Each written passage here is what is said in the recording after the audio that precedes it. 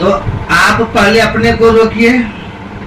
अब समझिए, ध्यान लगा, आंख बंद कर लिए, कान एकांत शांत में हम बैठ गए ध्यान करने, है ना।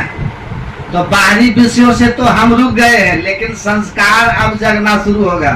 जैसे ही आप बैठेंगे ध्यान में और बैठ करके शांत होइएगा, तो बाहर से तो आप रुक गए हैं, लेकिन जो भीतर बैठे हुए इस जन्म के और पूर्व जन्म जन्मांतर के संस्कार हैं, वो अब मन में तरंग भेजना शुरू करेंगे। मानस तरंगे उठेगी आपको ध्यान में, और वो आपको परेशान करेगी, खींचेगी ना आपको विषयों की ओर, मन को ले जाएगा।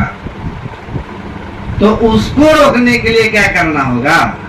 चित्त से संस्कार को धोना पड़ेगा। जो रजोगुण और तमोगुण के संस्कार होंगे, जो रजोगुण और तमोगुणी वृत्तियां होंगी, वो आपके अंदर जब उठेगी तो आप परेशान हो जाइएगा। आपके अंदर में चिंतन संसार का होने लगेगा। तो इस चिंतन से बचने के लिए क्या करना होगा? इस चिंतन को हटाइए। जहाँ जहाँ मन भग जाए ताहि तह से तत्क्षण फेर ले आइए, लगाइए ध्येय में आपन। बार बार मन को खींच करके मंत्र के द्वारा क्या कीजिए? विषय से हटाइए, संस्कार को खत्म करते हैं, समझ रहे ना। तो आप बार बार मन को मंत्र में लगाइएगा, मन मंत्र में लगेगा, चित्त में साबुन लगना शुरू हो गया जब से, समझ रहे हैं। ले कपड़ा ले साबुन दीजिए सो धोई, भरिए मति पापा के संग सो धोवे नावे के रंग। सतगुरु सतगुरु नित्य ही पुकार छीजत पाप समूह रहे। गुरु नानक देव कहते वस्त्र गंदा हो जाता है तो आप साबुन मारते हो, साफ कर देते हो।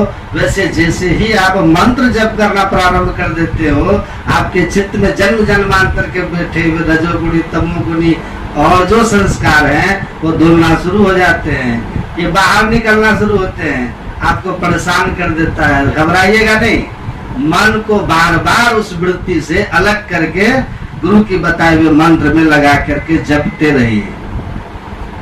उससे ज्यादा सफाई किससे होगी? जब आप मानस रूप का ध्यान शुरू कर देंगे।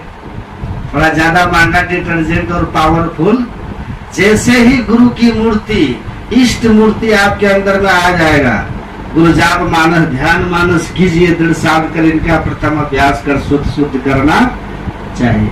आपकी वृत्ति यही संस्कार, तमोगुणी संस्कार आया, नींद आने लगेगी, उल्टी बातें केवल दिमाग में लगेगा, दूसरे को बिगाड़ने की, आपको बैठ के दूसरों को बिगाड़ने की बात सोचिएगा।